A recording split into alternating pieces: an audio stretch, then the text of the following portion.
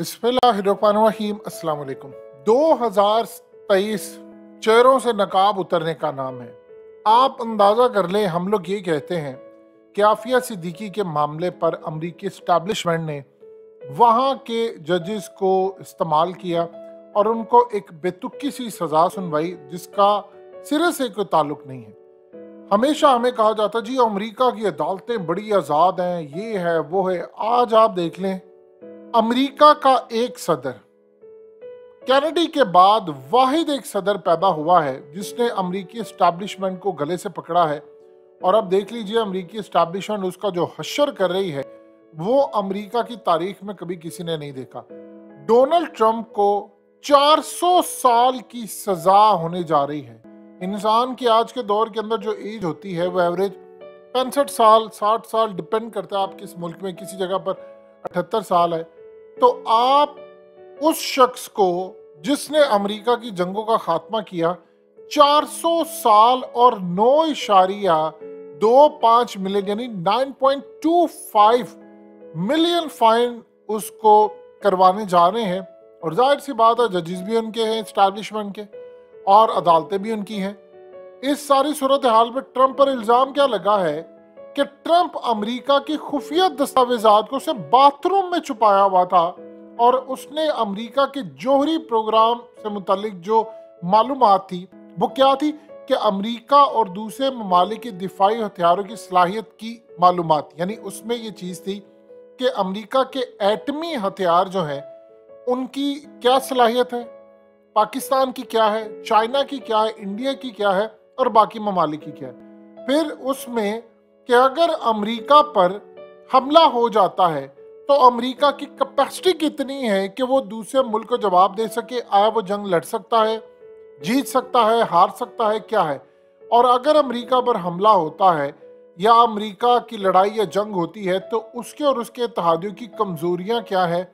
इस पर वो कह रहे हैं कि 300 क्लासिफाइड जो डॉक्यूमेंट्स थे, ये फाइलें थी, वो ट्रंप ने अपने पाम बीच वाक़े पर साहली घर के बाथरूम के अंदर छुपाई हुई थी। यानी आप अंदाजा करें, तो लोग कहते हैं जी अमेरिका की एस्टैब्लिशमेंट बड़ी चालाक है। ये चालाक है? आप एक बात बताएं, एक शख्स ने सिर्फ प्रॉब्लम क्या है, उसको सदारती जो 2024 का इलेक्शन उससे अलग रखना है। अब उसको सजा दिलवाने जा रहे हैं जो सजा आफिया को भी नहीं हुई, क्योंकि उसने एस्टैब्लिशमेंट के बारे में कहा कि इस दफा मैं 2024 में एक दफा मुझे प्रेसिडेंट बनने थे, मैंने एस्टैब्लिशमेंट को अमेरिका की जलाकर राख कर देना है। जब आप अपनी तकारीर के अंदर इतने सख्त अल्फाज इस्तेमाल करेंगे तो जाहिर सी बात है 200 साल तक तो उनकी एस्टैब्लिशमेंट को आज तक कोई हाथ लगा नहीं सका। तो एस्टैब्लिशमेंट ने अमेरिका की अपना असल रंग तो दिखाना था। अब अदालतें, लोग कहते हैं जी वो उनकी अदालतें बड़ी आज़ाद हैं, होंगी, आम लोगों के लिए होंगी, वहां पर इंसाफ मिल जाता है। लेकिन बड़े बड़े केसेस में तो अमेरिका की अदालतों का हशर आप देख लें, उसके ऊपर इतना भोंडा, यानी आप लोग झक मारे थे और दुनिया की कहते हो जी CIA सबसे ज्यादा बजट है, हमने मुल्कों के तख्ते उल्टे हैं, हम फलाना, हम ये, हम वो है। जब ये तस्वीर आप देखिए, इतने बड़े बड़े वो थद्दे लेकर जा रहा था, बॉक्सेस लेकर जा रहा था, वो जाकर बाथरूम में रख रहा था, तो तुम्हारी इंटेलिजेंस एजेंसियां झक मार रही थी। तुम लोगों को पता नहीं था कि ट्रंप यहाँ से खुफिया दस्तावेजात, यानी इसका मतलब है तुम्हारा जो एटमी प्रोग्राम है वो तो किसी खाते में नहीं आता। यानी उसकी ये क्या गारंटी है इस बात की कि ट्रंप का फिर ये तमाम चीजें लीक हो गई। यानी आपने जब किसी को फंसाना होता है, वो केस ये ऐसा ट्रंप पर डाल रहे हैं कि ट्रंप सारी जिंदगी इलेक्शन ना लड़, रिपब्लिकन को कह रहे हैं कि वे अपना कोई और कैंडिडेट लेकर आओ। अब मिसाल के तौर पर इलेक्शन के करीब ट्रंप को हो जाती है सजा और इलेक्शन हो जाता है, ट्रंप बाहर आ जाता है, तो फिर क्या होगा? फिर वो ये कहेंगे कि चलो जी ठीक है, सजा तो खत्म हो गई, फलाना हो गया, तो चलो इलेक्शन हो गया, कोई बंदा और आ गया, अगली बारी देखेंगे। क्योंकि ट्रंप को वो हरा नहीं सकते इलेक्शन के अंदर, तो उसको इलेक्शन से नॉकआउट करना है। और इलेक्शन से नॉकआउट इसलिए करना है, पहला काम उसने इलेक्शन, इस वक्त जो सर्वे बता रहे हैं वो टोटली सारे सर्वे बता रहे हैं कि ट्रंप जीतने जा रहे। एस्टैब्लिशमेंट अमेरिका की चीखें निकली हुई हैं। पहले तो वो छुप छुप कर पीछे बैठकर 200 साल से काम, अब तो खुलकर सामने आ गए हैं। अब तो पूरे मुल्क को उनके पता चलिए, नाम बकायदा। देखिए, ट्रंप ने कहा कि मैंने एस्टैब्लिशमेंट को आकर छोड़ना नहीं, उसने कहा मैंने इनको जलाकर राख कर देना है। लोग कहते हैं कि मैं इसको गले से पकड़ लूंगा, वो कहता है मैं जलाकर राख कर दूंगा, हम इनका हशर नशर करेंगे। उसने कहा अमेरिका आज तक आज़ाद नहीं हो सका।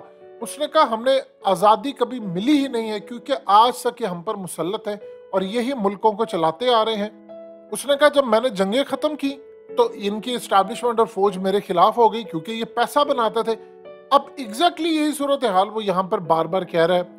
कहता है कि यार ये जो काम सारा कुछ हो रहा है कि ये इस्टेब्लिशमेंट आकर मेरे खिलाफ जा रही है, भोंडे केसेस बना रही है। उसने कहा सबसे पहले मैंने आकर जो इस्टेब्लिशमेंट के चैनल्स थे मैंने उनको पूरी तरह साइडलाइन किया, जिसमें CNN था, जिसमें दीगर चैनल्स है। उसने आकर उनकी इंसेंट बजा दी थी कि तुम लोग एजेंडा ड्रिवन हो, तुम तो एजेंडा लेकर चलते हो।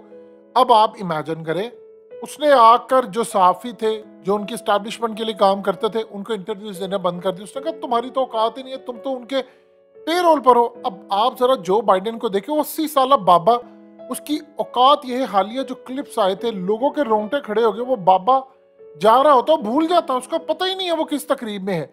यानी आप सोचिए एक दफा डाइस के ऊपर वो स्पीच करने के लिए आ रहा है, उसको वो भूल के किसी और साइड पे चला गया, सिक्योरिटी वाला उसको लेकर आया कि पागल तो हो गए इधर। यानी उनकी स्टैब्लिशमेंट ने एक बाबा लाकर बिठा दिया है, पीछे बैठकर वो कठपुतलियों की तरह हुकूमतें खुद चला रहे हैं।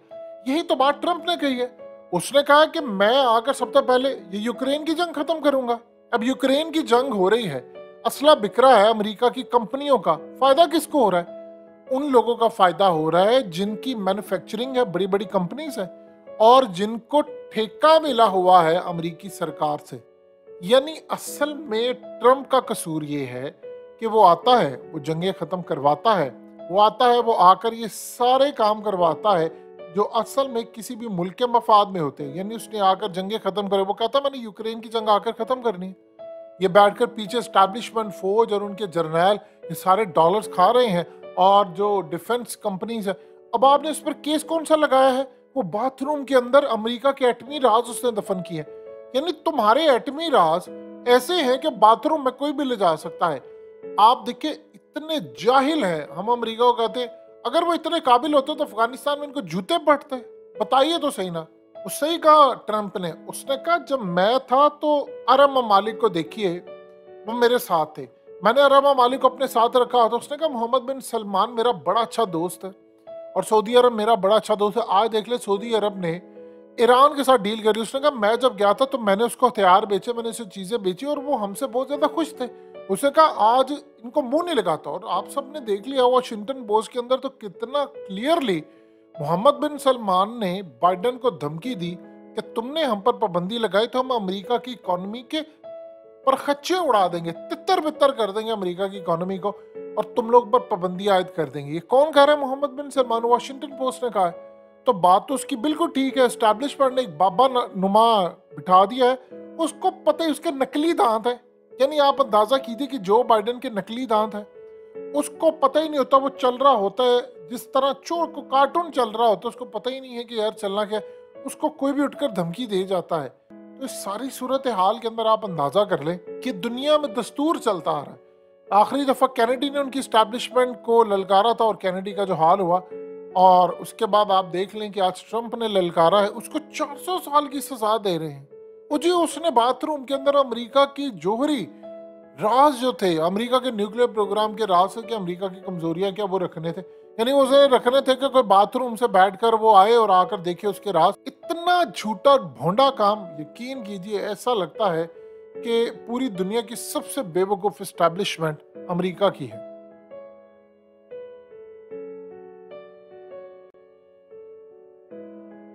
हकीकत टीवी को सब्सक्राइब करना मत भूलें, वीडियो को लाइक करें, शेयर करें और कमेंट सेक्शन में अपनी राय का इजहार जरूर करें।